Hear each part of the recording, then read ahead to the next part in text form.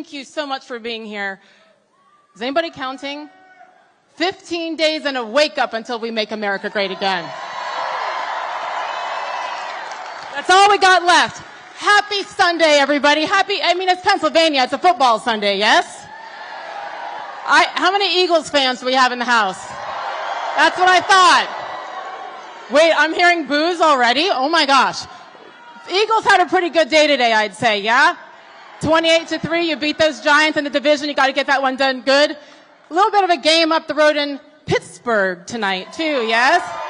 There we go.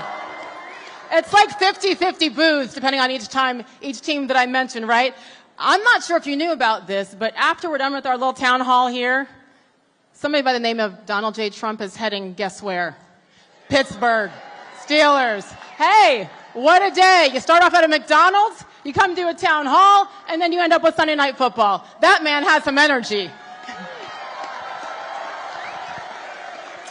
Okay. Football Sunday, that's how Sundays always are in Pennsylvania. Don't worry, I'm not going to ignore you. I'm here. Hi. Also Sundays, it's Sunday. We went to church, right? Absolutely. The day of the Lord. Speaking of Sunday, for all of you Christians, all of you who believe in Jesus, believe that Jesus is Lord, you know what?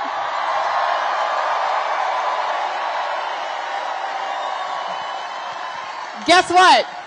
All those of you who believe in Jesus, you're at the right rally.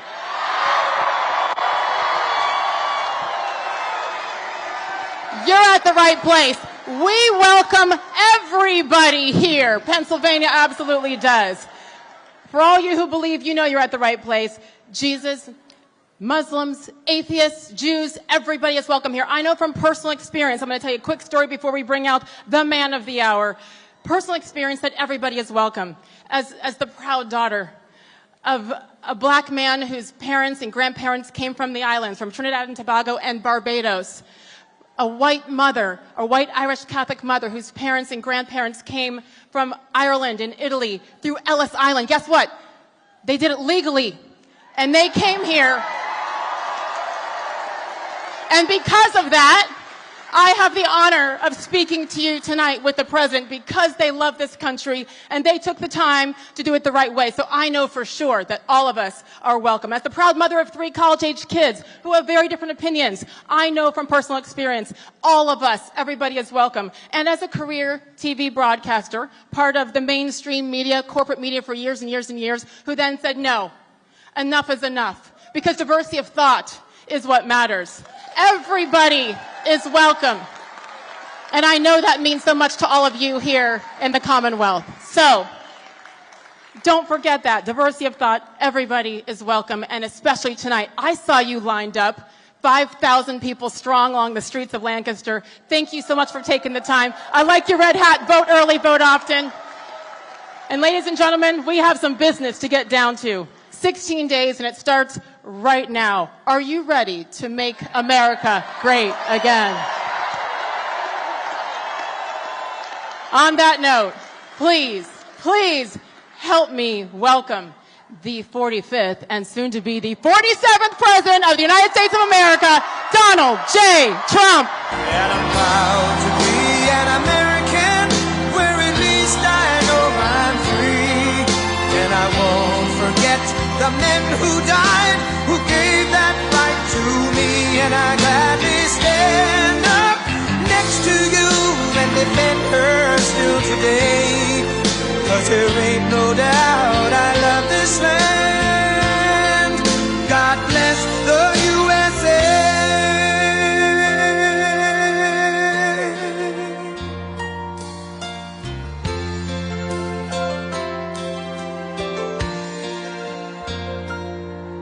From the lakes of Minnesota to the hills of Tennessee, across the plains of Texas, from sea to shining sea, from Detroit down to Houston and New York to LA, where there's pride in every American heart, and it's time we stand and say that I'm proud to be an American, where at least I know I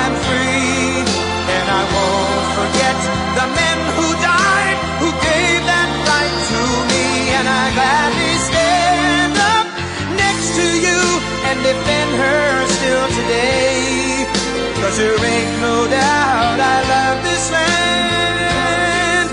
God bless the USA.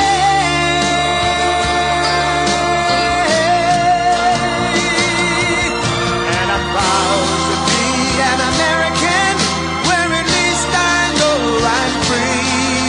And I won't forget the men who died, who gave that right to me. And I gladly stand up next to you and defend her still today.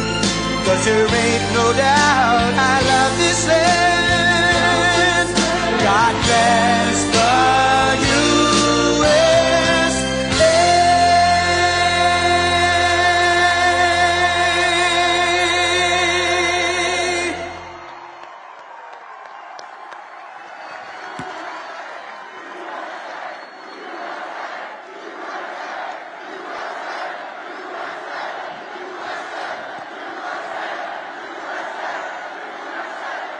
Thank you very much. Thank you. Let's have a little fun, Paige, okay?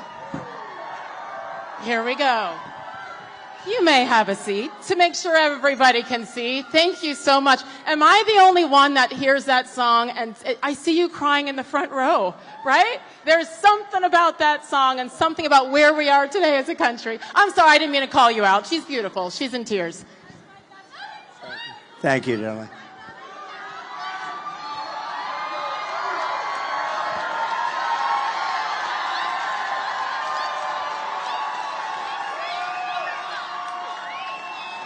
I would like to point out, and I mentioned it briefly, but the fact that Mr. President rushed here from a McDonald's in suburban Philadelphia.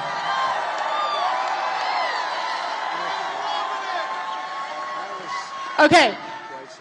You were there for a full hour flipping burgers, We the were fryer? there for a while, mostly fries. We didn't get into that. We'll have to come back for the burgers, I think, but mostly fries. And we had a tremendous crowd circling the McDonald's, and the people were great, really. The whole state, the whole, you know what I say, the whole Commonwealth is as good as it gets, right? Don't you think?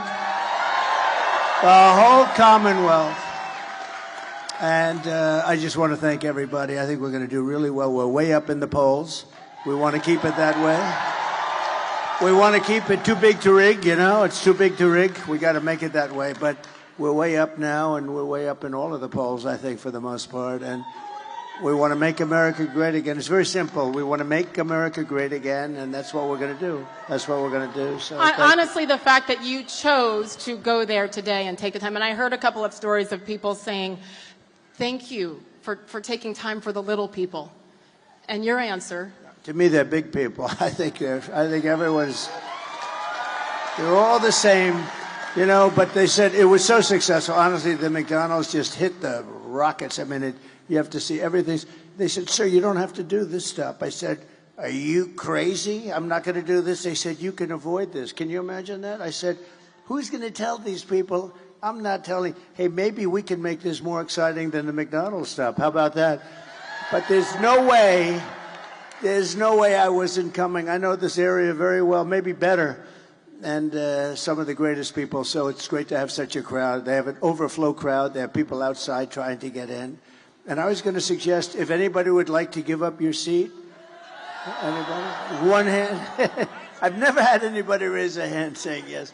Anyway, thank you very much. Not happening today, but I thank you so much for making that trek from outside of Philly and now here in Lancaster. And then you have a busy night because we got some football to watch in Pittsburgh. Stop, all you Eagles fans. We can cheer for the Steelers tonight as well.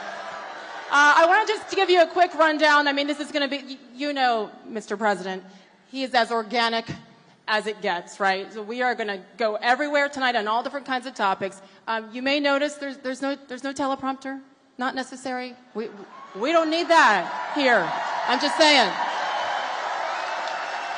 So we have questions from the audience. We also have questions from a few of the lovely people behind me as well. We're going to go back and forth and take turns. So are you ready for this town hall? Let's go. The first question is someone I believe who is behind me. So you're going to have to tell me. I didn't get to meet you all. Bob, where are you? Hi, Bob. Here we go. Hi, Bob. Ooh. Come on up. I like that outfit. Oh, that's beautiful. Where did you buy that? I want to get one of them. Okay. That's pretty cool, actually. Can you help him out Thank with you. an outfit? Absolutely. Absolutely. I got just your Thank you. size. Mr. President, I start the afternoon off. My name is Bob. I'm a retired union worker from Hazleton on a fixed income. Many Americans in my position struggle to make ends meet. Will you commit to helping protect Social Security and Medicare benefits? A great question. The answer is yes. And, you know, when you say fixed income, because of Biden and Kamala, nobody knows her as Harris. You know, I can't use the word Harris. And by the way, it's her 60th birthday, so I want to wish her a happy 60th birthday. Right? No? No, happy birthday. And many more, and I mean it, so, you know, I do mean it, actually. I'm just looking at this gentleman. You don't look like you're retired to me. You look like you're in the prime. You could be if you wanted to be, right? You're doing I'm great. trying. Look at the size of the arms of this guy. I don't know. He looks pretty healthy. So people on fixed income have been decimated by the Biden and Harris regime. This has been horrible what's happened to him because we have, I think in history, I think in the greatest in history, they say no, it's 48 years. But I think we had the greatest inflation just about in the history of our country. They don't include everything. They don't include interest rates going from 2% to 10, but you can't get the money at 10, so therefore it's much higher. But the people that are hurt the most are people on fixed income, like Bob. And we're going to do a lot of things. For one thing, no tax on, on Social Security benefits for seniors. Are you getting Social Security? You don't look. What is your age? 57. You look a lot younger than that. Doesn't he look handsome? He's a much better looking guy than I am, and look at him. You look good, and you have a good family, great family. A great family. That's great. So you were hurt though because of the inflation. I mean, people were hurt because of the inflation, and especially the people that are in fixed income. And here's what we're doing. Number one, no tax on Social Security for our seniors. That's a big deal. No tax on tips also, as you know, and no tax for all different groups we're covering, right? And no tax on overtime. So if you work overtime, that's been the big sleeper. And another good one, I think something that's going to be really good is you can fully deduct your interest payments when you buy a car. We never did that. And a Wall Street genius called me up. He said, whose idea was that? It sounds pretty simple, right? But we've never done that. So you buy a car, you're going to be able to fully deduct your interest payment. That's a big deal. So you go out and buy a car. So we're going to do that for you. Also, that's a big thing. Also, very importantly, we're just going to make the economy better. Do you plan on working a little bit in terms of part-time jobs or any of that? Yes, sir, I still do. But one of the biggest things we're going to do is the economy is going to get good, but we have more liquid gold. This is what caused the inflation. We had the best, we were energy independent. First time, I think, ever. We're energy independent, and now we're getting oil from Venezuela. We're getting tar from Venezuela because it comes out as tar. We have to heat the hell out of it. And it's done. There's only one place in the whole world that can do it, and that's in Houston, Texas. So for the environmental people, that stuff is going up in smoke in our territory, and we have the best, cleanest, the most oil and gas of any country in the world, including Saudi Arabia, including Russia, Saudi Arabia, all of them. And we're going to be using it. But here's the thing. We will get your energy bill, everybody in the audience, including businesses, down by 50% from 1 year from when we take office. And when that happens, everything else is going to follow. So Sage, it was energy that caused, Bob, it was energy that caused the problem. And it's going to be energy that leads us back into the promised land. The energy went up, and also their stupid spending. They spent money on the Green New Scam at levels that nobody's ever seen before. They just they could have thrown it out the window. It would have been fine. So, and thank you for doing this. This is great to have you. I've seen so many great stories about this woman. She's a brave woman, a great woman. Beautiful, too, but I'm not allowed to say that. That could be the end of your political... if you say that a woman is beautiful today, don't be a politician. It is the end of your political career. But she's beautiful. So thank you for doing this. Thank you. Thank you. And what I love about what you said there is not just the promises, which, by the way, who was the first person to talk about not taxing tips? I'm just saying. Yes, you were the first. In fact, they've never said it again. She made it like a couple of months later. She said, and by the way, there won't be. Well, in the meantime, they're passing legislation that makes it very hard for people to skip or will, ruin their lives a little bit. A waitress, I was in my building in Las Vegas, and a waitress came over to me and said, hi. I said, how you doing? The government is killing me. They're after me all the time about tips and all this. And I said, well, that's very interesting. And she said, there shouldn't be a tax on tips. I said, that's an interesting idea. This is my consultant. This is a good waitress. She was great. And I said, that's an idea. I thought about it for about 15 minutes, and I said, what a good idea. But, they then came out like a month or two later. They made the statement. They got blown away because by that time, they're not going to be able to do it. They're not going to do it. Just like he was going to do the educational thing, with the debt. With debt, you borrow money to go to college, and they were going to just write it off. He's been talking about it for 3 years. It's totally dead. They won't get anything passed. We're going to get it all passed. We're going to get it done very, very quickly. So those things. But from your standpoint, Bob, the Social Security is a big deal. So we'll take care of you. And I love the fact that Mr. Trump said, within the amount of time. You said, give us a year. Go fast. So it's not just a promise. It's, okay, give us a year to get this done. So thank you. That is huge for all Americans. I have to say that it's right, you said 15 days. That's right. It's hard to believe. 15 days until we get to be great again, right? But we have, look, what they did is terrible because this guy won the nomination. He got 14 million votes. I'm not a fan, but he got 14 million votes, many more votes than anybody else. He had 22 people running. Kamala was running too, and she was the first one to drop out. Shockingly, he picked her to run, which, I think he wished he had that decision to do over again. And they took it away from him. They took the presidency away. This is the first time in the history of our country, it was taken away like you take candy from a baby. And I don't use the word, there are a lot of words to describe it. It's a coup and everything. They took the presidency of the United States away from him. And honestly, they shouldn't be doing it. And, they keep talking about a threat to democracy.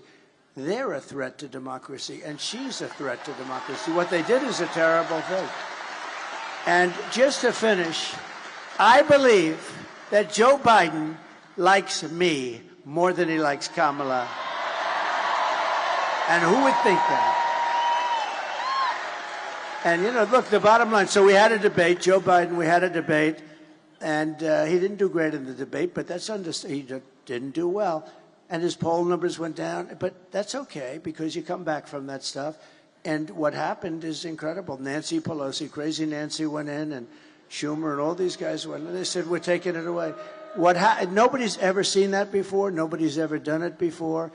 And it should never happen again. It was a terrible thing. I will say that. I think at the end of the day, all anyone wants, even if your man or woman doesn't win the race, win the competition, is just for it to be done fairly. That's all that people want. So I agree. Here we go. 15 days. 15 days and counting. We were talking momentarily here about taxes and no taxes on tips, et cetera. And I believe our first question from the audience is on that topic as well. Where's the microphone? Right here. Hello. Here we go. Hello, Mr. President. Hello. My name is Suki. We've actually met before. Uh-oh. I have the tattoo. Here we go. I have the tattoo, the portrait tattoo on my leg. We met September 14th in Jim Worthington. Oh, good. He's a good man. That's right. And I have your portrait on my leg every single day. I get to show everyone. Ooh. I love and All honor right, there's you. our story for the day. Go ahead with your question. Okay, Mr. Go President, ahead. again, Thank my you. name is Suki. I have worked as a server bartender. I am a mom of 4 boys. My oldest is headed to medical school. My oldest son is a professional boxer. And 2 of my boys are MMA fighters. Wow. Ooh. That means she's got those good fighting genes. That's what it means. Wow. Are they good? Are they pretty good? How are they doing? He's all over TV. Wow. Wow. That's great. I am a proud mom. Most of my income comes from tips. Making ends meet in the economy is hard. Can you tell us your plan to lower taxes for working Americans like myself? Well, number one, we're going to make the economy much better. I mean, that's bigger than anything we can do, is make the economy better. We're not going to let foreign countries come in and steal our businesses, our jobs, and everything else, which has been happening for years. And I must tell you, and I always tell them, why didn't you do something? When we were there, I did a lot about that. We had the greatest economy in the history of our country. We had the strongest border in the history of our country. I don't know if they have the chart, because this is such a different forum from from making a speech or doing a rally, but we have a chart that's an amazing chart. In fact, it's probably my favorite chart of all time. Because I wouldn't be here without that chart. And oh, we wouldn't be here. We definitely wouldn't be. But if you take a look, see the arrow on the bottom? That arrow is my final day in office, and we had the lowest illegal immigration that we've had, I guess, probably in history, certainly in recorded history. And it was going lower. And we were going to let people in. We want to have people come in, but they have to come in legally. We have to know they love our country. They can. That's right. We don't want people coming in that were up for murder. And not only up for murder, convicted. We have 13,099 convicted murderers that were released into our country from the prison systems, penitentiaries in other countries. And the last count was 180 countries when you think of it. And we just can't let that happen. We also, drug dealers, gang members, everybody. And if you look at Venezuela, if you look at a lot of these countries where they came from, they opened up their prisons and they allowed the people to come out. And honestly, I would have done the same thing about it. It's called open borders. They heard we were open. They took them out. Thank you. Oh, it's so cute. Look at her. She's very politically wise at that young age, right? Both of them. These are young kids, and everybody's liking politics nowadays. Well, we better win or they're not going to like it too much, I can tell you, right? They're not going to like it. So we can't let that happen. We're going to make our economy great, and you're going to really come along with it. And all of those other things that I talked about, including no taxes on tips, all of that's going to be just something very special for you. That'll be a great thing. Thank you. And tell your boys to do great. I'll be watching, okay? Ethan Mercado, look out for them. Okay, we'll be watching. We'll be watching. President Trump. Thank you. Congratulations. I love you. Thank you, honey. Thank you, Suki. And I think that is something that has not been talked about enough. We will get there a little bit later in this town hall as well, but the effects on the economy because of the open border. Yes, safety, but also the financial drain in every aspect. So we'll get into that a little bit more as well. I have to tell you that, if you look at the polls, they'll tell you that the biggest thing is the economy. Second thing is the border, but I think this is bigger than the economy. I think when you talk about the economy, I think you have to include inflation in the economy, because the inflation's the worst we've ever had. I think it's just absolutely, in the old days, they used to call inflation a country buster. You go back hundreds of years, Germany had big inflation. It was destroyed. Other countries were destroyed by inflation. With all of that, I think what's happening at our border, where they're allowing millions of people to come into our country every year, totally unchecked and unvetted, coming from prisons and mental institutions and coming in as terrorists. We have the highest level of terrorism, highest level of terrorists that we've ever had. We've never had this many terrorists come in.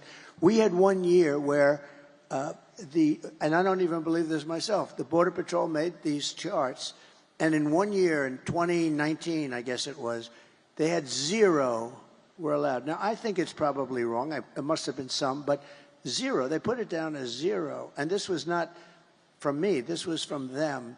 And the following year, it was 11. And now we have thousands of terrorists coming into our country.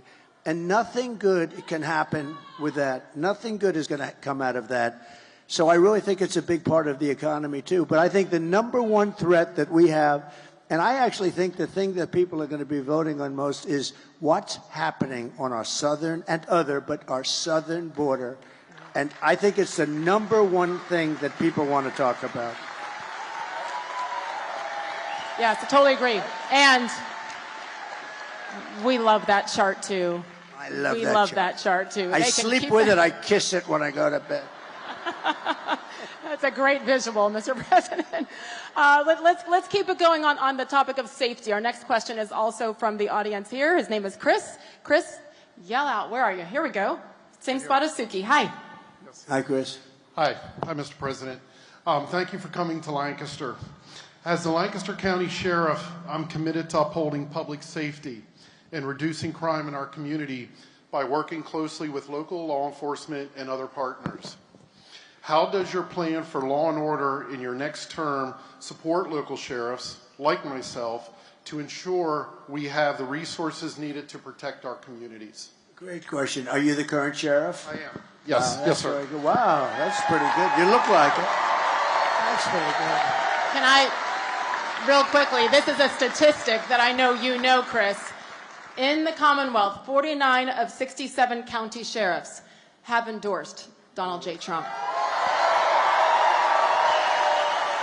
I was one of them. And the rest are coming because nobody's endorsing.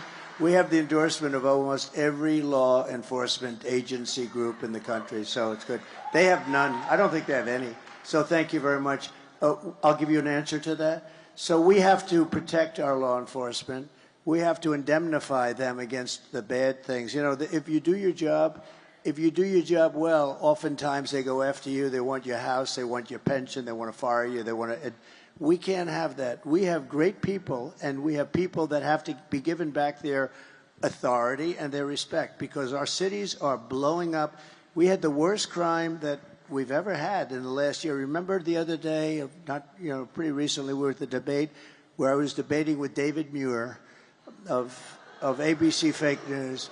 And I said, we have crime at a level that we've never had it. And a lot of it's migrant crime now. The migrants are coming and they're causing crime and they're tough as hell.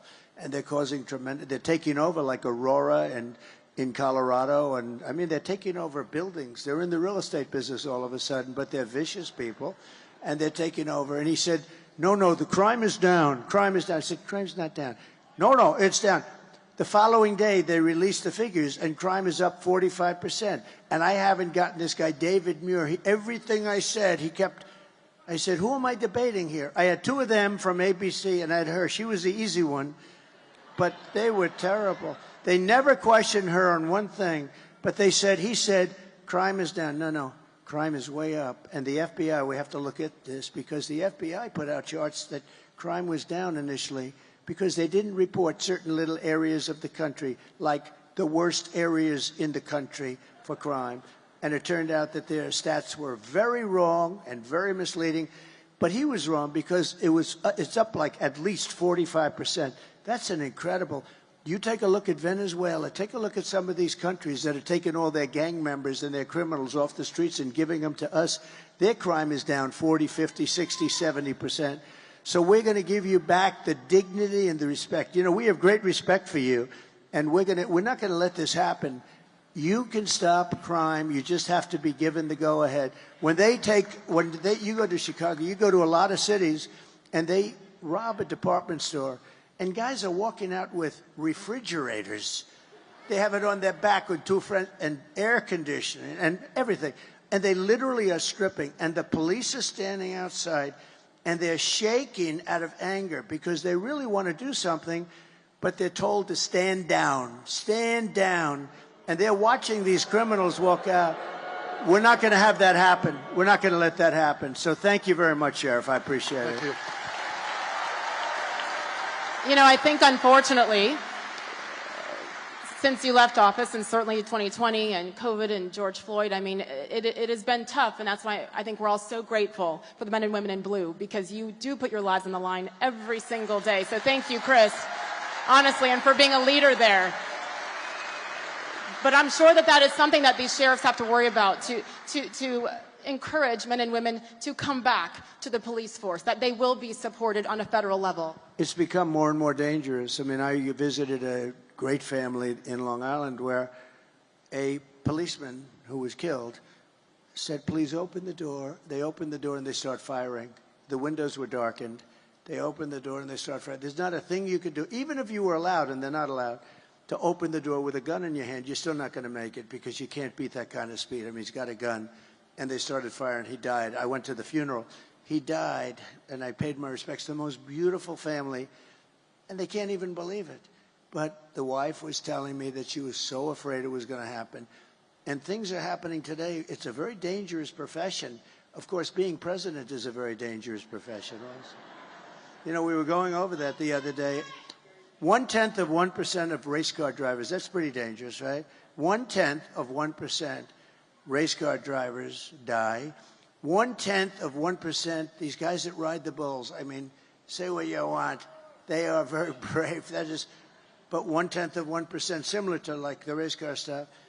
With presidents, it's a lot of them. If you think about it, you know, you got Lincoln and Kennedy and McKinley and this and that, or get shot at, many shot at, Reagan and Ford. And this is a very dangerous profession, but I wouldn't change it for anything because we're going to turn our country around.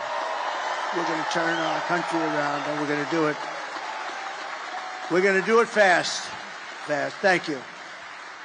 And it does start with Americans being able to feel safe in their cities and towns every single day. It's interesting because was it just this past week when you sat down with the Wall Street Journal and called them out on a couple of things, I think it's safe to say. Is that the best way to describe it? He let them know what he thought about the ways that they had reported things and certainly the way that even questions were being asked. And if you look back at that factually, whether it be tariffs, whether it be crime, like we were just discussing, whether it be the border, whether it be COVID. They were wrong about a lot of things, and you called them out on that. In particular, with what we were talking about with the southern border. Well, we have to take care of our border. Our border is so important. And you look, it's just common sense. People are coming through that are criminals. You're going to have more crime. And if you remember where Kamala was saying, no, the people that come into our country, they don't commit crime. They are far tougher. The one thing nice, our criminals look like very nice people by comparison to these people are vicious. The level, you just take a look at some of these gangs that are coming in. So our criminals look much nicer than they used to. That's the only thing we can say, but that's not much. The Wall Street Journal was interested. I had like a 2.5-hour meeting with them, and it was a great meeting. I respect the Wall Street Journal a lot. And we had with the editorial board, and they actually wrote a beautiful story about it, but the one thing they said that was great, we've watched this guy for 20 years. The one thing we know is that he's got no cognitive problem. I have no cognitive. She may have a cognitive problem, but there's no cognitive problem. It was nice that they actually said that. They said, you know, if anyone has any questions, we were grilling this guy for 2 hours or 2.5 hours. Got no cognitive. In fact, if anything, he's maybe better. I don't even know if I like this. Maybe he's better than he was 20 years ago. So anyway, no, and I actually call for a cognitive test for all people wanting to run for president. I think not based on age. You know, some of the greatest leaders in the world, and I'm not 80, and I'm not that close to 80, but in the Biden case, he's 81 or 82. And, you know, that's okay because I know people that are unbelievably successful. By the way, a man who's very successful is Rupert Murdoch, and he's 93 or 94. He was at a meeting that I had the following day, and he's sharp as you can be. I mean, he's the same guy that I've known for 25, 30 years. He's sharp, and he's in his 90s. We've had some of the greatest leaders in world history that are in their 80s. And but it was very interesting because in reading the article, it was a great article. But I appreciated that they said that. It's very nice that they say it. I've done cognitive tests. I've done them twice, and I aced both of them. And the doctor, in one case, said, I've never seen anybody ace them. They've never seen anybody ace them. But I'd like to see cognitive tests for anybody running for president or vice president. I think it's important in a way. And it should have nothing to do with the number, the age, in my opinion. It's all about the tests and turn them in and make that part of the requirement. You know, I did ask about it, though. Why can't they? They say it's unconstitutional, which I think is too bad or ridiculous. But I'd like to see that. I think it would be great if we could have, you know, good, strong tests for people that are running for president, vice president. They do say, however, it's unconstitutional. Who likes the idea of that? I do. Yeah. Well, there's an age minimum, so add that to it, 35 years and a cognitive test. Because you could be 41 and have cognitive issues, right? I mean, there's I've said it for a long time, and I think it would be a great thing if we could do it. Let me ask you one more time to wrap up the topic of the border, because the second you left office and Biden-Harris took over, they immediately implemented changes and changed drastically so many of these 99 things. changes, can you believe? Immediately. Like remain in Mexico. Like, you got to remain in Mexico. You can't. That's a little change, right? And you think that was easy to get from Mexico? I said, we want them to, and because of tariffs, I said, look, if you don't agree, I'm going to charge you 25% tariffs. They said, we would love them to remain in Mexico. I'll never forget. They were so against it. So how quickly can these be implemented again and changes made? Almost immediately. Remember one thing. I watched her the other night about a bill. The bill was a disaster, by the way. It was a horrible bill. Would have let people have immunity. It would have given people, millions of people would have allowed it to come in aimlessly. It was a hopeless, horrible bill. But she always uses that. And we would institute, she's trying to get tough now on the border after 4 years of destroying our country. Now, all of a sudden, a couple of months ago, they went to a little bit tougher. The only thing she didn't stop are airplanes flying over the border, loaded up. You know how many people? Hundreds of thousands of people come in by airplane. They didn't stop that. They forgot. I think they said they forgot. They want to show a little toughness. But look, we need strong borders. We need great elections. If we don't have great elections and strong borders, then we don't have a country. Those two things, and other things, but those two things are at the top of the list. We have to have strong borders. And we want people to come in. Yes. But we want people to come in that can really do it, that can do a job. And we're going to get that. We're going to get that. But we have to get rid of the people. We have to get rid of the people that are now there. She is so bad. Remember what she said. I'm sorry, when you say get rid of the people who are there, some of the illegals that are here? No. I'm talking about the politicians. The politicians, that are allowing okay, this I'm making to happen. sure. No, we have to get rid of the politicians. And remember what she said? She was interviewed on numerous shows and she couldn't come up. What would you do different? I can't think of anything. I don't know. She can't think. Do you know that 325,000, now think of a stadium, a big stadium being filled up many times. 325,000 children are dead or missing under there. They came across the border or they didn't. They're all dead, missing, or into sex slavery or slavery. 325, many of them are dead. I'm sure many of them are dead. Probably their parents will never see their parents. Like any parent, they want to see them. They get kidnapped, they get taken. 300, and they come through an open border. They're missing or dead, or they're in slavery. 325,000. Think of that. Think of what that means. The numbers, like unheard of. And remember, what would you do different? Nothing. I wouldn't do anything different. So immediately she's disqualified because he's the worst president in our history. She's the worst vice president in our history. And to think that, she's running for president is pretty ridiculous.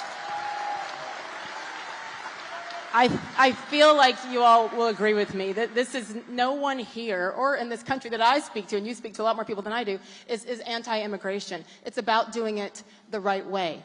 And now we sit here, and I know you hear this everywhere you go, Mr. President, where you hear people saying, send them back, send them back. That process is not easy. No, but we obviously cannot even take care of the taxpaying Americans in this country. Yeah. So when you hear send them back, and some should be sent back based on a quote-unquote resume, what is that process like? So let me just tell you, again, it gets down to the sheriff and local police. They know everybody in town. They know their names, their middle names. They have serial numbers. They've got everything. They know everything. They know all about these horrible criminals coming in from Venezuela, coming in from Colombia. They know everyone. Local police.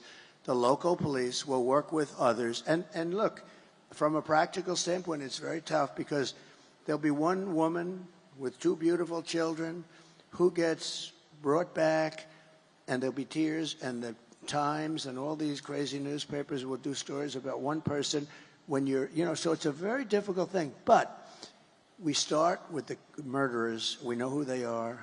We don't know everything about them because they've been let in without being vetted. But we start with the murderers. Nobody wants to have murders. These are people that some were getting the death penalty. They were going to be executed in their own. Some killed more than 5 people. Some killed more than 2 people. One killed like 9 or 10 people.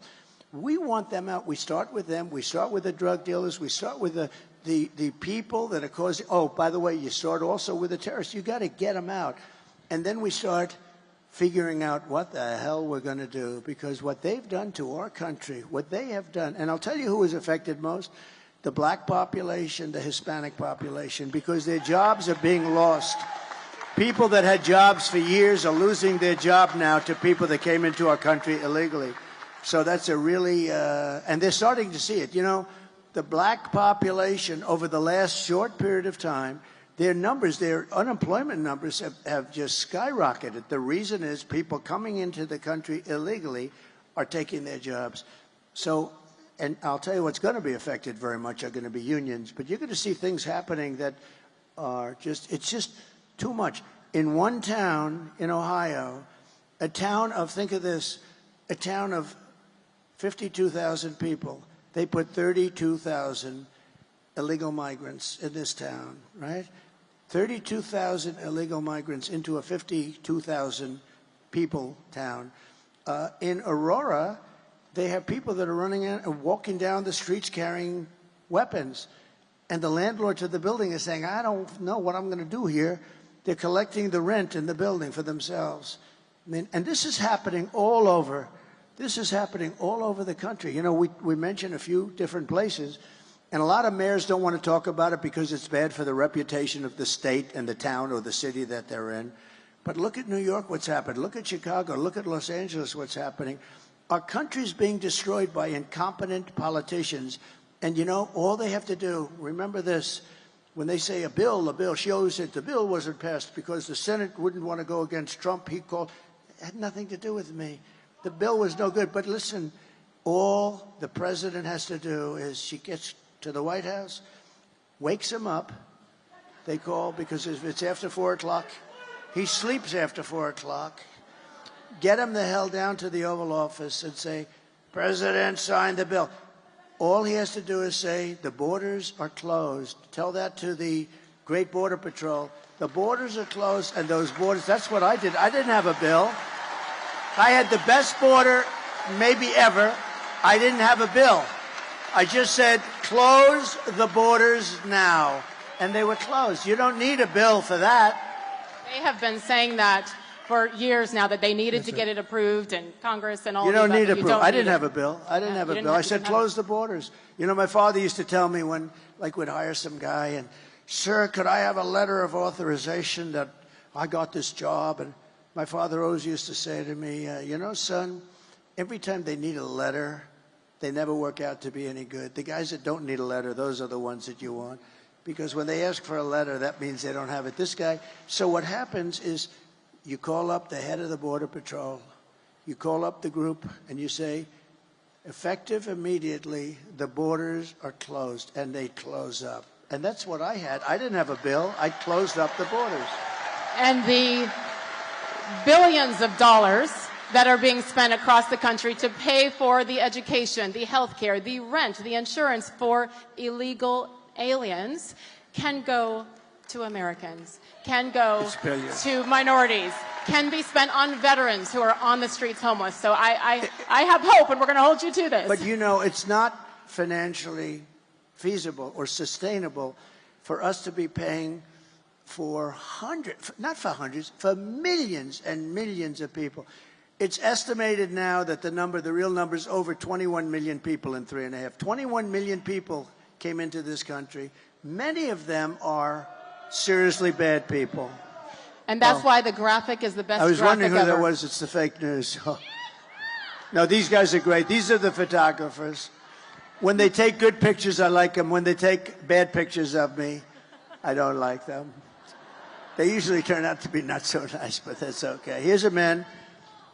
Pulitzer Prize, Doug. Pulitzer Prize. It's the only thing good about the New York Times is Doug. Pulitzer Prize, everybody. Pretty good. He's good. He's a good guy. They're all good guys. Very talented guys. Good. Yes, we pay extra close attention to any movement up near the stage. I was wondering who's coming in. I was looking. I was getting ready. Put up your dukes. Here we go. Here we go again, yes. Back to the audience. Where is Paul for a question? Good evening, I got to get Mr. to work. President. He's behind me. Hello, Paul. All right, Paul, let's go. Hi. You ready? Yes, ma'am. And to kind of talk a little more about the border, my name is Paul, and I served in the United States Army and the Pennsylvania Army National Guard. Thank you.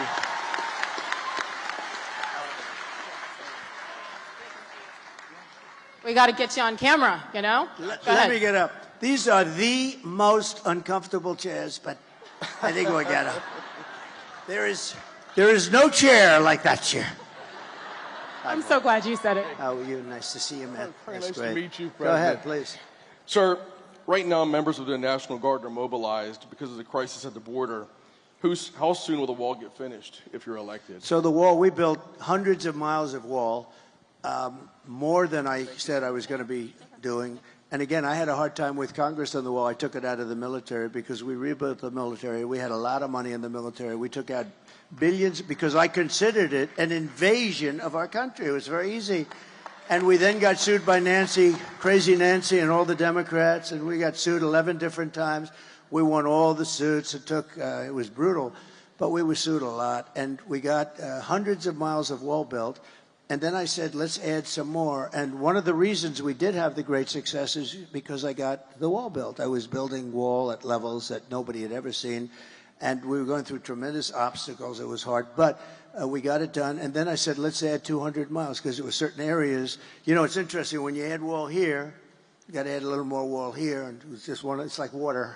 It's like water. And we were ready to do that. We ordered 200 miles.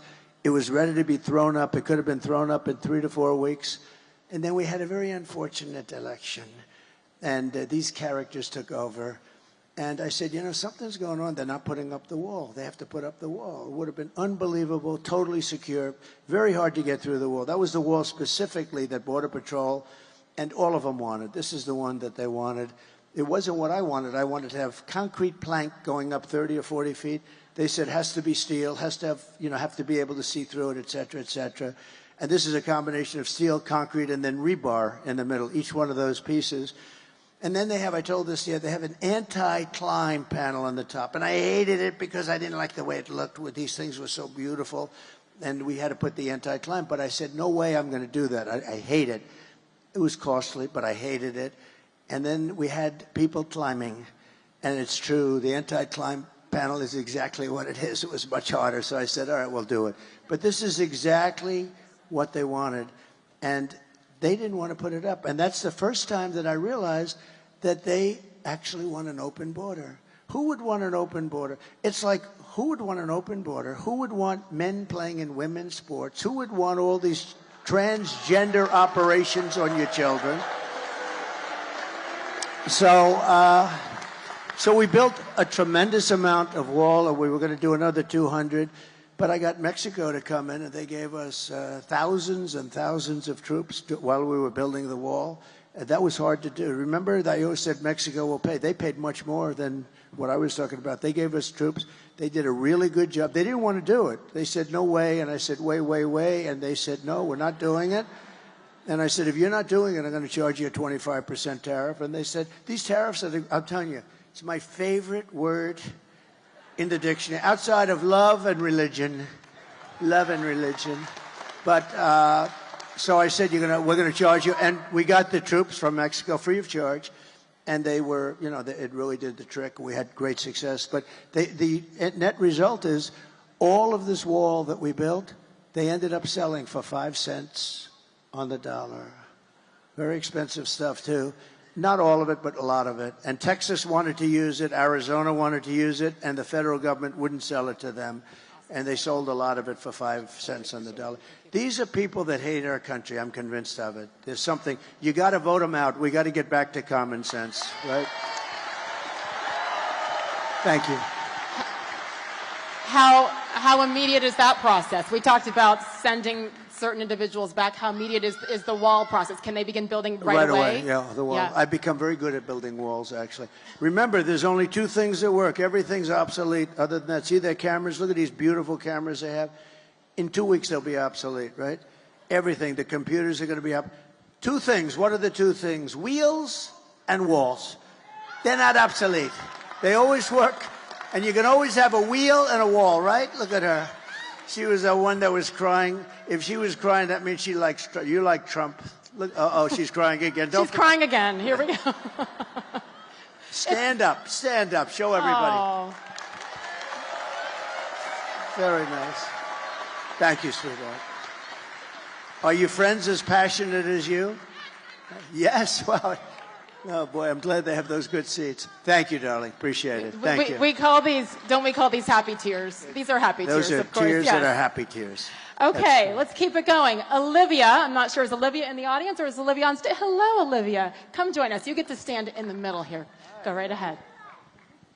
Good evening, Mr. President. My name is Olivia, and I'm a first-time voter from Stevens and a college student. Based on the inflation and weak job market, it seems like a big stretch that I'll ever be able to own a home. What is your plan to help bring down inflation and make life more affordable for Americans like me who are just starting off? And a home is a big deal, right? Yeah. You know, you can't have the American dream because I'm giving the American dream. I gave up so much during that 4-year period. We had the greatest economy. We had the greatest everything, and people were back to a thing called the American dream. I'm so glad you used the term. We're going to get interest rates way down. There are some places, 35% the cost of a home are regulations and nonsense that shouldn't be between long-term zoning where it takes years and years to get it developed. We're going to take a lot of that out. I did, and they put a lot of it back in. The environmental approvals are terrible, just terrible, so ridiculously bad. And we're going to get it taken care of. We'll bring down the cost. The biggest thing with two things: make the economy good so you get a lot of money, right? Make the economy good. And the other thing is interest rates. We're going to get interest rates. Right now, you can't get money. Even if you had a good job, you're paying 10%, you're paying 11, 12%, and you can't get it. When I was president, it was 2.2% interest, and now, and the money was all over the place, and now you can't get the money. So we're going to make sure that you can get the money. And who's going to occupy that house with you? Right now, it's just me. But a beautiful family eventually, right? Huh? I'll bet. Thank you, darling. Thank you. Thank you, Olivia. How about that first-time voter, Olivia? Great. Gets to ask the president a question. You go, girl. Good job. Let's keep it up. Right. Where's Ty? Ty. Hello. Come on up here, too. Right in the middle. I like that. You like that, everybody? Should I do it? Should I do it? What do you think? Should I grow one of the goatee? She said yes. Why not? Come here. Thank you very much. Looks good. Good evening, Mr. President. We'd like to first thank you for being here and taking questions from us. The people of Carbon County would like to thank you for your service and commitment for making America great again. My name is Ty. I'm a small business owner. I've seen the detrimental effects of Kamala on the war on coal and rising energy costs. When you were president, the average price for gas around here was about $2.50. Today at the Wawa on the corner, it was $3.34. That difference over 4 years adds up. What is your plan to help businesses like myself, especially with the cost of energy? So we actually had, and a big thing is going to be the cost of energy. Energy is so big, it's so like amorphous, it's all over the place. If you make donuts, it's the stove and the truck to bring them to wherever they're being delivered. The biggest thing is energy with this, with what you're talking about. We're going to get that way down. And our price per gallon was actually, we had it down to $1.87 a gallon. And we had actually the $3.50 was up to, that you had mentioned, that was up to $4, $5, and $6, and it was heading up again, and then they went back quickly. You know, they ended my energy policy, and they were getting killed, and they went back to it. What they don't say is that they went back to it. You know, they said, we're getting killed here the day after the election. If they won this election, they're going to go to a no fossil fuel deal. You're going to have all electric, and you're going to say, oh, I can't go far. It costs too much, and they're made in China. And, you know, we love Elon Musk, and he makes – and I think – and I will tell you, and I think these electric – what he does is incredible. What, you know, the electric cars are great, but it's a certain application. Some people would like them, depending on distances. If you want to go long distances at this moment, maybe not. But, you know, the amazing thing about Elon, you know, he's in Pennsylvania today campaigning for me. Can you believe it? And the Tesla is a great car, but I will tell you, but he will be the first to tell you, and he never called me once because I hit them hard because they have this electric mandate that in a very short period of time, everyone's forced to have an electric car. Well, what about hybrids? What about regular gasoline-propelled cars. We have more gasoline than anybody, but China has the product to make the batteries, so it's not a good thing for us. I've never had a call, and I speak to him a lot. He's incredible. How about that rocket that came down a few days ago? How cool was that? I called him up. I said, was that you? He said, yes. Nobody else can do that. Russia can't do it. China can't do it. And the U.S. can't do it, other than it's him. But no, he's incredible. But, you know, amazing thing, he never once called me up and said, give you my word, I never once called me up and said, lay off the electric, would you? He gave me the greatest endorsement. He understands he's going to have a tremendous market. There's a great market for that, but not 100% of the market. It's, you know, gasoline and hybrid. And there's another one, hydrogen. Did you ever hear that? That's a new one. But here's the problem. He knows. Mr. Wall, please stand up. He's heard this before. This gentleman has come to 300 rallies. He likes me. You know, he's a very successful guy, too. He just likes these rallies. He'd rather be watching this than some crummy football game, right? But, you know, what is happening is there is a lot of great technology, but hydrogen is not acceptable because it's better than anything except when there's a problem. It has a tendency to blow up. And when it blows up, you are unrecognizable. They call the wife down, would you please examine, not really the body, because there's no body, it's just a pile of stuff. And I don't want the hydrogen, if you don't mind. You know, it's one of those things, it's really wonderful, but when it doesn't work, you're dead. We don't want that. So we'll come to another, but there'll be other, over a period of time, there'll be other things. We're going to get those interest rates down. We're going to, and I'm telling you, I said it at the beginning, I'll say it again. We have more liquid, think of it, we have more gasoline and gas, and we have oil converted easily into gasoline. Also oil for your house, for your air conditioning, for your heating. We will have your electric bills and all of your energy bills down by, we're going to cut it in half. Anything you're paying right now, and that's going to make your business strong by itself. That's good. And it'll be done within 1 year. Because what are we going to do? Drill, baby, drill. Frack, baby, frack. Frack, baby, We're going to frack. We're going to frack and drill, okay? Thank you, man. And Thank Ty. you. Oh, good. I will. I will. And Ty, what is your business? I own a bar and restaurant in Lehighton, Pennsylvania, in the Carbon County. What's the name of it? Boatyard Bar and Grill, just outside of Jim Thorpe. Sounds There great. you go. Huh? Thank you. Thank you. And I love this. I love this topic because we know how many small businesses were decimated, especially after COVID and what has happened since then. So, Ty, we're here for you. Go hang out at Ty's bar. Why not? The one thing, sounds good. I'll bet it's a good place. Got a lot of action, right? Oh, Stan Musial? Oh, I see. Dan Muser. Is Dan here? Oh, where's Dan? Is it that good, Dan? I thought he said Stan Musial. Stan the man, remember? Hi, Dan. How are you? Who do we have here? Look, come on up here for a second, Dan. Am I allowed to do, because this is our host, so I don't know if I'm allowed to do this, but what do you think? One of our This is the boss. One I of am our not in great charge Congress here. people. Come on You up. know, under this forum, we don't really Secret Service is announce gonna our examine it. Congress people, our senators. And you're going to tell me who else is here with you, Dan. Come on up. This guy is fantastic. Congressman Hi, Dan. Dan Welcome. Come on up in the Muser. middle.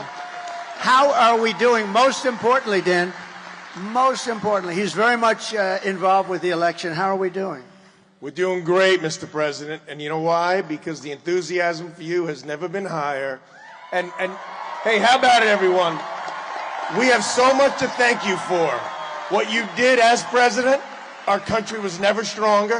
What you're doing now, you and your family, what you've gone through for surviving, we thank you very much for that. And folks, how about we're going to be thanking him so much when he truly makes America great again. It's all going to happen pretty fast. Thank you, Dan. Lloyd, come on up here, Lloyd. Come on up here. Lloyd Schmucker, Congressman, warrior. Lloyd Schmucker. Come on up here, Lloyd. Thank you very much. That's great. That's great. Hi, Lloyd. These are two warriors. He had no idea he was being called on stage, did you? No, not at all. But I can tell you, this is the district that I represent, and these are a room full of people who love you, Mr. President. They love him, too.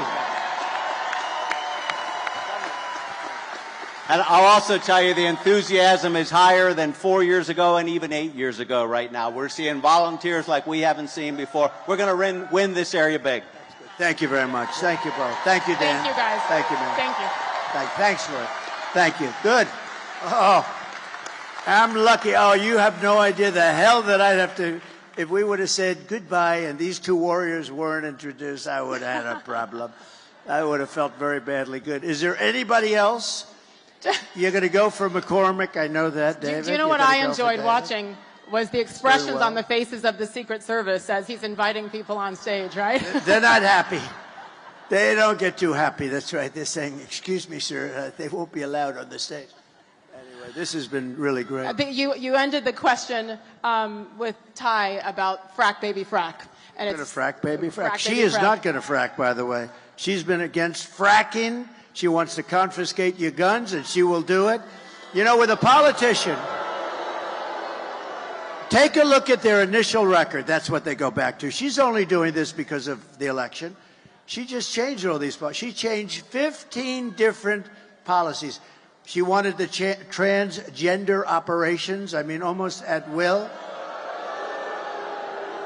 And a lot of them, though, the taxing, she wants to do a capital gains tax on, think of this, on unrecorded values. Think of this. If it goes up, you don't have any cash, it goes up, she'll put everybody out of business. She wants a capital gains tax that's going to destroy the country. She wants to raise your taxes to 70 or 80%, kill all your jobs, chase everybody out to other countries. You know, businesses today, they will leave our country. They're international businesses, the big ones. And you want to get cute, everyone's going to pay. They say one day, I'm going to Asia, I'm going to Europe, I'm going to Germany, let's say, I'm going someplace. We can't do this. She wants capital gains taxes that have never been even tried before. They will destroy the country. This woman is so incompetent, she's so bad, you cannot, and I would normally not like to speak like that. If they get chosen, our country's finished. You know, Elon Musk is a very smart guy. You got to see his endorsement. He said, if this election isn't won by Donald Trump, our country is essentially finished. That's a hell of a statement for him to make. And he's a totally brilliant guy. This guy's got so much. And I have to say, and I said it before, I said it yesterday at the rally, he makes something that Starlink, that I never heard of it, but it's great. It's communication. North Carolina, Georgia had some areas that were not, basically it's communication. It's a communication system. But especially North Carolina is the job that it was just totally demolished. They had no communications. People were dying. The federal government failed. Worse than Katrina. They did nothing. The White House, her and Biden did nothing. And they needed to get Starlink. They said, do you know Elon Musk? I said, I do. What? Because I was there. They said, is there a way we could get Starlink? So I called him up, and he had that to them so fast. It was unbelievable. And you can't get it. The congressmen know this. And so I just want to thank Elon Musk. But when you look at his endorsement, where he endorsed me, I mean, he's not going around all over Pennsylvania day and night, day and night. It's like he's running. He just feels that our nation, if it doesn't win this election, the nation is not going to survive. Not going to survive. It has been incredible so I want to thank watch. Elon. Yes, it has been a blessing to watch him. Without the First Amendment, we have nothing. And Elon Musk has come. Buying Twitter was an incredible thing to do. And I think all of us are so grateful for him appreciating what America was founded upon.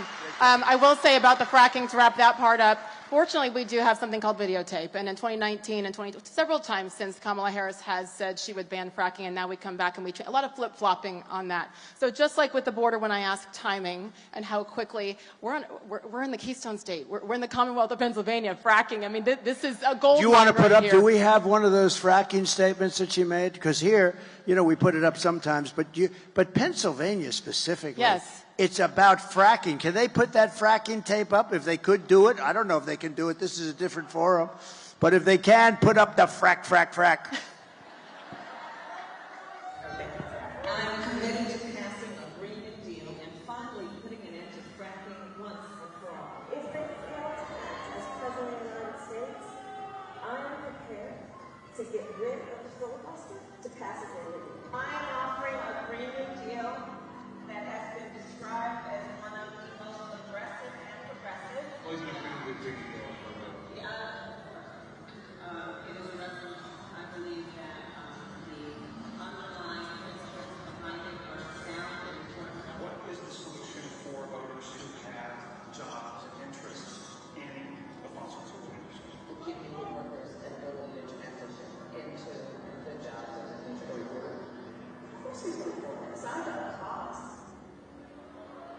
So there you heard it.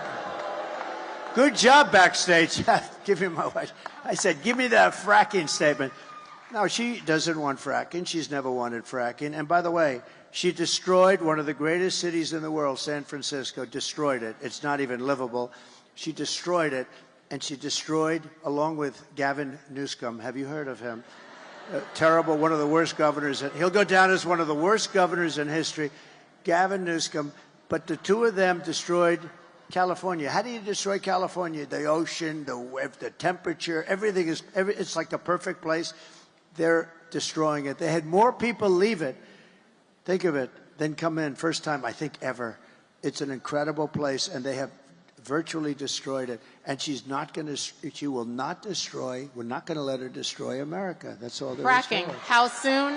How quickly? How much in Pennsylvania? Well, we have to go. You know, what you're doing is fracking, but you can do much more. You can do double and triple what you're doing right now. You're restricted by so many different things that they put on. So we're going to let them frack, frack, frack, like a duck. Frack, frack, frack. You can do 3 times what you're doing now and even 4 times, and you can do it. And it won't have any impact on you. It's not going to have any impact. So we can, and tremendous money. You can lower your taxes for the state, great for the country. But you're in a state that has tremendous, capability that you wouldn't even think. You don't think of Pennsylvania. When you think of Pennsylvania as a commonwealth and having to do with fracking, you never, 20 years ago, you wouldn't have thought. But now it's your biggest, most important thing. It's 5. The Commonwealth of Pennsylvania produces 500,000 energy jobs. They'd be wiped out. They'd be wiped out. So they can actually do a lot more if they wanted to, if they were allowed. I will allow them to do a lot more. We're going to get your energy bills down at a level that you haven't seen before. It's going to make a big difference. And here we go. We have time for one final question. Sarah, come on up, girlfriend. Hi, Sarah. Hi. Nice to have you here. Good evening, Mr. President. My name is Sarah. I'm a veteran, U.S. Marine veteran, and great. And I'm a Purple Heart recipient. Wait. They didn't hear this part. This is very important. Please say it again, Sarah. I'm a U.S. Marine veteran and a Purple Heart recipient of Lehigh County, Pennsylvania.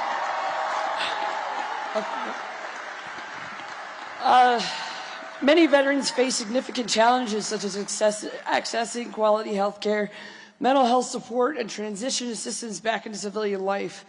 Will you commit to making the VA Choice program that you open up permanent? So we had VA Choice, and this was something that was so important, was sought. That's where you have a choice of getting a doctor if you can't get fairly, quick service. And I will say we have great doctors. The doctors are incredible, but the administration of it is not good. And as you know, 4 years ago, we had the highest rated VA ever. We were at 92% approval rating. And I got 2 things done. I got VA Choice, and that was basically you wait, and if you don't have a doctor within 48 hours, you can go outside, get a doctor, we pay the bill, and you get yourself taken care of. People were waiting for 4 and 5 months to see a doctor. And they were not feeling well, but literally it was a minor thing, and they end up being terminally ill because of it. Think of it, terminally ill. The other thing we did, we had a lot of people that because of civil service and unions and other things, you couldn't fire them under any circumstances, no matter what they were. And they were sadists, and they were thieves. There were a lot of bad people, right? You couldn't fire anybody, so they were living with people that were horrible. And these were both authorized by Congress. One was 52 years, they couldn't get it. The other was 58 years. I got the right to fire bad people that didn't take care of our veterans, right? You know that. And we fired 9,000 people and replaced them with great people, with loving people. And those 2 things, and we had a 92% approval rating, and it's never been even close to that. Now, here's the bad news. They're very rapidly breaking the system up. They've hired a lot of the people back that were terrible and that we fired. One of the problems, it's just unbelievable. And they don't, you know why? Because they don't know what the hell they're doing. And the other thing is they're slowly getting rid of choice. so that they're making it so tough that you almost can't use it. We were actually saving money on insurance because you save, a doctor would fix them up and get them back and beautiful. Instead, they were getting sicker, sicker, and sicker, and many of them became terminal. You know, I did one other thing, I have to say, right to try. That's where you have a right to try medicines that won't be approved for another 4 or 5 years. They've been trying for 50 years, more than that, to get it approved. And, you know, the insurance companies didn't want it, the country didn't want it, nobody wanted it, the doctors didn't want it because they didn't want to be sued. And I said, here's what we're going to do. I sat down in a room with all of them, the labs. I said, we're going to make a deal. They're going to sign a document saying they're not going to hold anybody liable, and we're going to get the right to try. And nobody really wanted to do it, but we did it. I forced it on them. We have saved thousands and thousands of lives, and even the labs now, and the doctors like it, because we're finding out that, you know, some of these things are incredible. They're taking people that were terminally ill, and they're getting better. Some of them are getting totally better. And we've saved thousands and thousands of lives. It sounds so simple. I love the name, Right to Try. People used to go to Asia, they'd go to Europe, they'd go all over the world looking for a cure, or they had no money and they couldn't do that. They'd go home and they'd just die. Now they sign a simple document, and we're using space-age things that won't be approved for another few years by the FDA, and we moved that time up. But they won't be approved for a little while. You know, you have to go through a very extensive testing. But if people are willing to sign that, we have saved so many thousands of lives. So I think you understand. But we're going to go back to choice very rapidly. Immediately, we're going back to choice. And we're also going to get rid of the bad people that don't love you. Okay?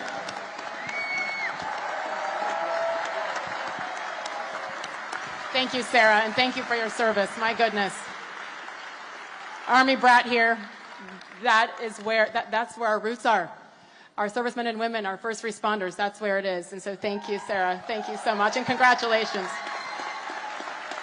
I want to wrap up on this, if I could. I had the opportunity a few months ago to talk to your lovely daughter-in-law, Lara Trump, on my show. She is incredible. She's an incredible woman. She is obviously so committed to bringing you back to where you belong. She's an incredible mother. I've been traveling with her a lot lately, and she's amazing. And one of the things we talked about on my show was the why with you, because you have a lot of other things you could be doing right now. Your bank account looks pretty good. You have a few golf courses around the country. You have a few buildings here and there. You had 4 incredible years. You have grandchildren. You have another one on the way. Congratulations to your daughter, Tiffany. One of my favorite moments with you was watching the RNC and watching your daughter, your granddaughter, 17 years old, on the stage, and what that must have felt like for you. So there's so much that you have, and then you come out here, and you just said it, it's such a dangerous job, and you choose to continue to do this when you don't have to. It's safer, it's cheaper, all of the things to not do what you're doing today. Why? Why? So, thank you. Thank you.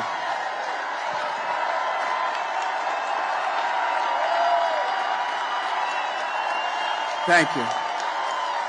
So, I probably am asked that question more than any other question. They say,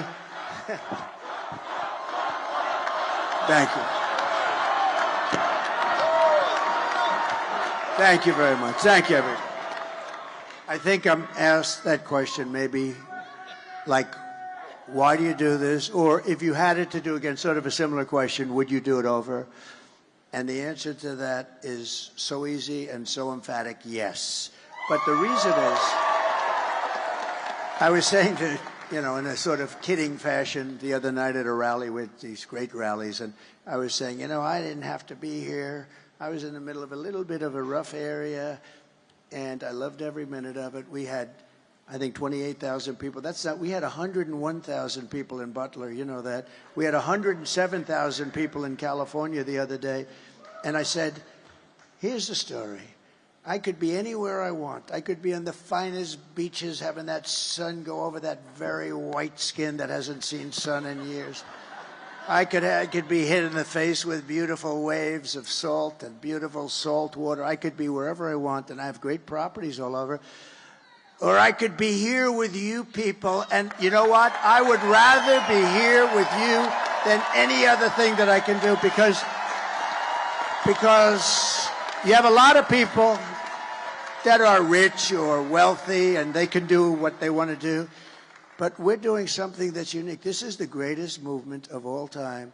We're going to turn our country around. Our country is really, it's a failing nation. I don't care what you say. I mean, we're laughed at all over the world by other leaders. 4 years ago, we were respected by everybody. China, Russia. Russia would have never gone into Ukraine.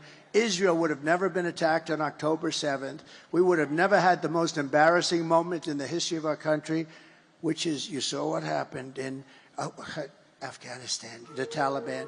We would have never had, think of it, we would have never had Afghanistan. We were getting out, but we were going to get out with dignity and strength, and we were going to keep the big air base Bagram because it's 1 hour away, spent billions and billions of dollars, just about the biggest, most powerful, longest runways in the world. We gave it to China. They gave it to China. China's now operating. We were 1 hour away from where China makes its nuclear weapons. We gave it up. Would have never happened. All of these things, we wouldn't have had inflation because our energy was so good. Energy caused the inflation, what they did with energy. But I said to myself, you know, sometimes I think, I see, you know, I get hit with all these lunatics that we have, where the radical left lunatics, where they make up stories about Russia, Russia, Russia. In the end, I wouldn't change what we've done for anything. We're going to make America great again, greater than ever before. And we can't do that sitting on a beach, right? We can't do that sitting on a beach. So I wouldn't change it for a thing. And I just want to thank you. You've really done a great job tonight. And you have a tremendous understanding. You know, I thought that I know you through sports and through other things, but you have really got an understanding of both the good and the bad of where this country is. And I appreciate you being here very much. Thank you. Thank you. I'm an American. That's all it is. I just love this country, and I love that you love this country. This is what we need, and he does choose to do this for all of us. So help me give him a grand exit off the stage here, because he has football to go watch. The 47th President of the United States, Donald J. Trump. Thank you very much. Thank you. Get out and vote, everybody. Thank you very much.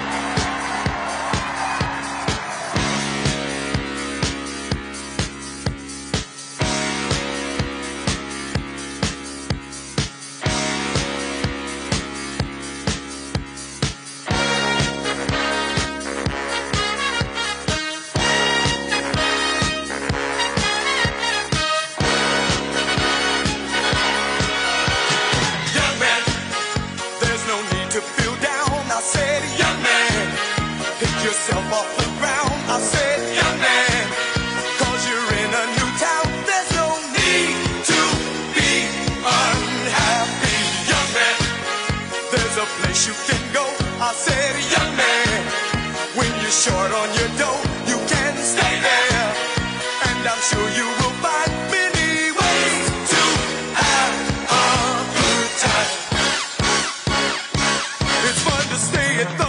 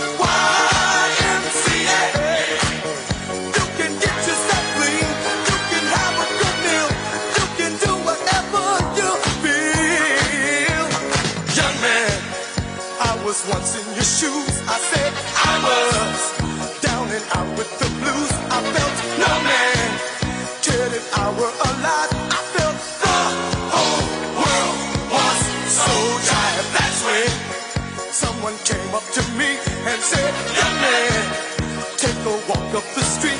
It's a place there called the YMCA.